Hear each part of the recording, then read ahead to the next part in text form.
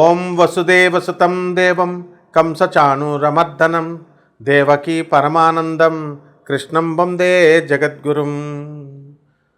జగద్గురువులైనటువంటి శ్రీకృష్ణ పరమాత్మల వారికి, అలాగే జగదేక వీరుడైనటువంటి అర్జునుల వారి పాదపద్మాలకు నమస్కారం చేస్తూ మనం ఈ వీడియోలోకి వెళ్దాం. బుధగ్రహము అనేటటువంటిది జూన్ 6వ తేదీన మిథున రాశి సంచారం చేస్తుంది. మిథున రాశిలోకి ప్రవేశిస్తున్నాడు. అక్కడి నుంచి మళ్ళీ మనకి ఎప్పటి వరకు అండి, జూన్ 22వ తేదీన మళ్ళీ కర్కాటక రాశిలోకి మారతాడు బుధుడు. ఆ తర్వాత మళ్ళీ ఆగస్టు 30వ తేదీకి అంతవరకు కూడా కర్కాటక రాశిలో ఉండి ఆగస్టు 30న సింహరాశిలోకి వస్తాడు. ఇది బుధుడు సంచారం. దీన్ని బట్టి మనకి 12 రాశుల మీద కూడా అనేకమైనటువంటి మార్పులు జరుగుతూ ఉంటాయి. అసలు ఈ బుధుడు ఏమిటి, అసలు ఎవరితను అని అంటే, మనకి గురుగ్రహం తెలుసు మనందరికీ కూడా, బృహస్పతి. ఆయన భార్య పేరు తార, చాలా అందగత్తె. అయితే చంద్రుడు మనకు తెలుసు. ఈ చంద్రుడు ఏం చేస్తాడు, తన గురువైనటువంటి బృహస్పతి యొక్క భార్యను ప్రేమిస్తాడు. ఆమె కూడా చంద్రుడు అందంగా ఉన్నాడని చెప్పి ఆమె కూడా చంద్రుడిని ప్రేమిస్తుంది. వీళ్ళిద్దరి వలన కలిగినటువంటి కొడుకు బుధుడు.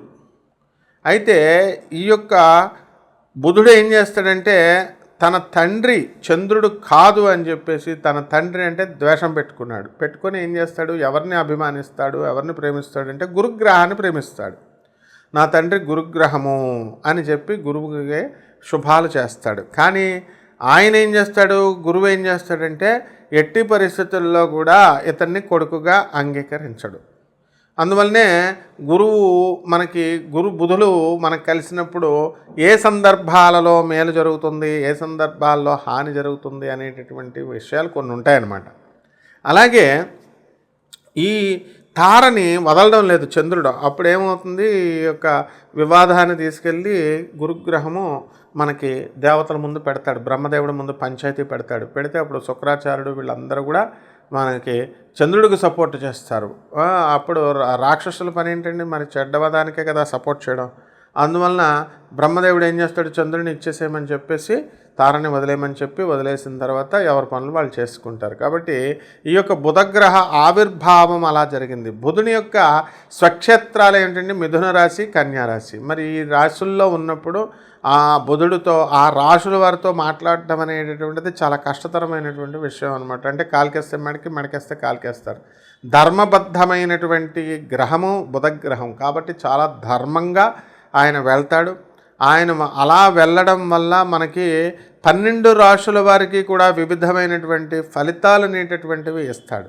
అంతేకాకుండా ఈ బుధగ్రహము అనేటటువంటిది దేనికి అంటే బుద్ధి బలానికి, నరాల వీక్నెస్ రాకుండా ఉండడం అనేటటువంటివి జరుగుతాయి. అంటే బుద్ధి బలం చాలా చక్కగా, తెలివితేటల్లో చదువు రావాలన్నా, వ్యాపారం రావాలన్నా, కమ్యూనికేషన్, ముఖ్యంగా కమ్యూనికేషన్కి సంబంధించినటువంటి ప్లానెట్ ఈ బుధగ్రహం అన్నమాట. సో చక్కగా మనకి ఈ బుధగ్రహం కనుక మంచి స్థానాలలో ఉంటే వాక్చాతుర్యం బాగా వస్తుంది. ఎవరికైతే బుధగ్రహమో శత్రుక్షేత్రాల్లో కానీ నీచ స్థానాల్లో కానీ మీకు ఉన్నప్పుడు ఏమవుతుందంటే చాలా డౌన్ఫాల్, అంటే మాటలు లేటుగా రావడము, ఇలాంటివన్నీ కూడా మీకు జరగడం జరుగుతాయి. కాబట్టి ఈ 12 రాశుల వారి మీద కూడా ఈ బుధగ్రహ సంచారం వలన ఈ కర్కాటక రాశిలో ఉన్నప్పుడు ఏ విధంగా ఉంటుంది, అలాగే సింహరాశి వరకు కూడా ఆగస్టు 30వ తేదీ వరకు ఎలా ఉంటుంది అనేటటువంటిది మనకి ఈ బుధగ్రహ సంచారం నుంచి మనం చెప్పుకోవడం అనేటటువంటిది వీడియోలో జరుగుతుంది. 12 రాశులకి ఏ రాశుల వరకు ఎలా ఉంటుందో చూద్దాం. తులారాశి వాళ్ళందరికీ కూడా అందరూ అక్కినేని నాగార్జునులు అయిపోతారు.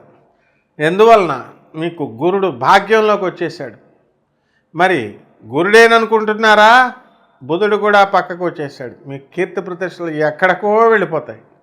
మీరు అందరూ కూడా ఈ కన్యారాశి, ఈ యొక్క తులారాశి వాళ్ళంతా కూడా ఎన్నో సంవత్సరాలుగా మీదందరిది పెండింగ్లో ఉన్నటువంటి పనులు అన్నీ కూడా అయిపోవడం జరుగుతాయి.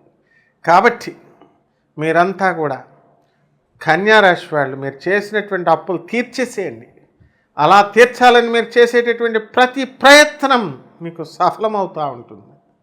కాబట్టి మీరంతా ఈ యొక్క తులారాశి వారు విదేశాలకు వెళ్ళడం, దూర దూర ఊర్లకు వెళ్ళడం, దూర దూర ప్రాంతాల్లో తిరగడం, ఇదే ఈ బుధగ్రహ సంచారం వలన మీకు జరిగేటటువంటి ప్రక్రియ. మరి జూన్ 6 నుంచి జూన్ 22వ తేదీ వరకు మీరంతా దూరపు ఊర్ల సంచారం చేస్తూ ఉంటారు, సినిమాల మీద పడతారు, మరి అనేక రకమైనటువంటి సేవా కార్యక్రమాల్లో మీరంతా కూడా చేస్తూ ఉంటారు. జూన్ 22 నుంచి ఆగస్టు 30వ తేదీ వరకు కూడా మీరందరూ కూడా ఏం చేస్తారు? అధికమైనటువంటి ధన ఆదాయం సంపాదిస్తారు, ఎక్కడికో వెళ్ళిపోతారు. మరి సినిమా రంగంలో ట్రై చేసుకోవాలనుకునేటటువంటి వాళ్ళకి తులారాశిలో ఉన్నటువంటి వాళ్ళకి సినిమా ఛాన్సులు అనేటటువంటివి తగులుతాయి. ఆడవాళ్ళ కాపురాలన్నీ కూడా ఈ యొక్క బ్రహ్మాండంగా పండంటి కాపురాల్లాగా మారిపోతాయి. కాబట్టి మొక్కులు మొక్కుతూ ఉంటారు. ఈ తులారాశి వారంతా కూడా గడ్డాలు జుట్లు పెంచేసి తిరుపతికి అని చెప్పేసి మొక్కులు మొక్కుతున్నా ఉంటారు. మీకు మొక్కు తీర్చినా, మీకు తీర్చకపోయినా సరే బుధుడు, మీకున్నటువంటి స్టాండర్డ్గా వచ్చేటటువంటి బుధుడు మీరు అనుకున్న పనులు అన్నీ అనుకున్నట్లు మొత్తం పూర్తి చేసేస్తాడు. ఈ సంవత్సరం ఈ తులారాశి వాళ్ళకి అసలు అడ్డే లేదు. మీరంతా కూడా ఎక్కడికో వెళ్ళిపోతారు. ధనం సంపాదించాలి, వాహనాలు సంపాదించాలి అనేటటువంటి వాళ్ళంతా కూడా వాహనాల యోగాలు మీకు వస్తాయి. మీరు చేయాల్సిందల్లా ఒక్కటే, ఏమిటది?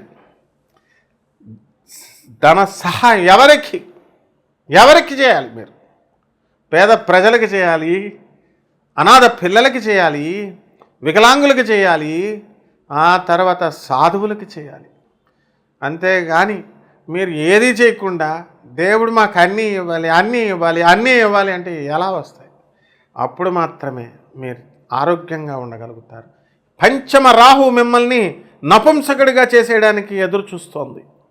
కాబట్టి ఎవరైతే తాగుతున్నారో, ఎవరైతే సిగరెట్లు బాగా తాగుతున్నారో, ఫోన్లు వాడకం ఎవరైతే ఎక్కువగా వాడుతున్నారో, మొహమాటమే లేదు, కంప్యూటర్లు ఎవరైతే వాడుతున్నారో, ఇటువంటి వాళ్ళందరికీ కూడా ఎరెక్టైల్ డిస్ఫంక్షన్ అనేటటువంటి వ్యాధి వచ్చేయడానికి అవకాశం ఉంది.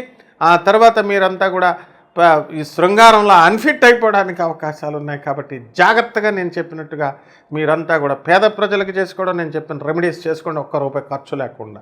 మనకి బుధగ్రహ సంచారము అనేటటువంటిది జరగడం వల్ల కర్కాటక రాశిలో ఈ యొక్క బుధుడున్నాడు. అందువలన కొంచెం మనకి మిత్రక్షేత్రము అనేటటువంటి చంద్రుడు హాని చేయడు, కానీ బుధుడు ఉండడానికి అసౌకర్యకరంగా ఫీల్ అవుతూ ఉంటాడు. ఇప్పుడు మీరు అందువలన ఏం చేయాలండి అని అంటే మనకి 12 రాశుల వారికి కూడా మనకి ఏ రాశి వారికి చక్కగా మనం చెప్పుకున్నాం. అందువల్ల కొన్ని రెమెడీస్ చేసుకోవాలి మనం ఈ రాశి వారు. ఏమిటది అని అంటే, మనం ఈ చక్కగా కిలోంపావు పెసల్ని, తర్వాత ఆకుపచ్చ రంగు ఉన్నటువంటి వస్త్రాల్ని ఇచ్చి పేద బ్రాహ్మణులకి బుధవారం నాడు ఉదయం కరెక్ట్గా 7 గంటలకి మనము దానం చేసుకోవాలి. ఒకటి అధిక పారితోషికం బ్రాహ్మడికి ఇచ్చి, రెండవది చక్కగా గ్రీన్ కలర్డ్ వస్తువులు ఏవైనా కనుక ఉన్నట్లయితే అవి కూడా మనం దానం చేసుకోవచ్చు. అలాగే రావి చెట్టుకు చక్కగా నీళ్లు పోసుకోవాలా. రావి చెట్టుకు నీళ్లు పోసి చక్కగా మీరు 108 ప్రదక్షిణాలు ఓం బుధాయ నమః అంటూ మీరు ఈ యొక్క రావి చెట్టుకి మనం బుధవారం నాడు చేయాలి. అలాగే ఓం శనేశ్వరాయ నమః అంటూ 108 సార్లు రావి చెట్టుకు చేయాలి. రావి చెట్టు మొదలలో బ్రహ్మదేవుడు, మధ్యలో మరి విష్ణువు, పైన శివుడు, శాఖలన్నీ కూడా సకల దేవతలు, ఇంద్రాది దేవతలు ఉంటారు. కాబట్టి ఈ రకంగా మీరు చేసుకోవాలి.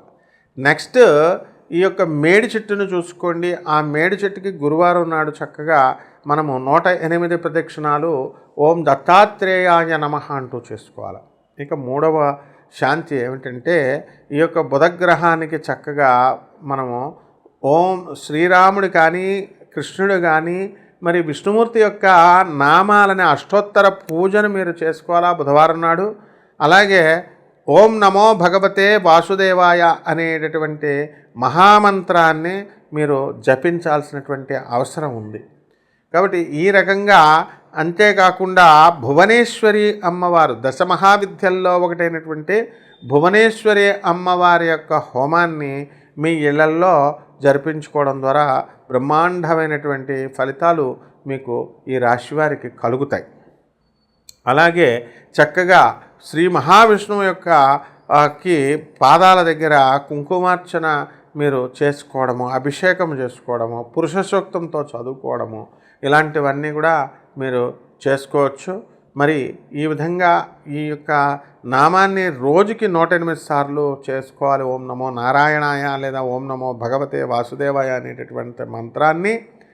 అలాగే మనము విష్ణు అష్టోత్తరమే కాకుండా సహస్రం నామాన్ని కూడా ఓం శాంతాకారం భుజగశయనం పద్మనాభం సురేశం విశ్వాకారం గగనసదృశం మేఘవర్ణం శుభాంగం లక్ష్మీకాంతం కమలనయనం యోగిహృద్యానగమ్యం వందే విష్ణుం భవభయహరం సర్వలోకైకనాథం అంటూ శ్రీ మహావిష్ణువుకి స్తోత్రాలు.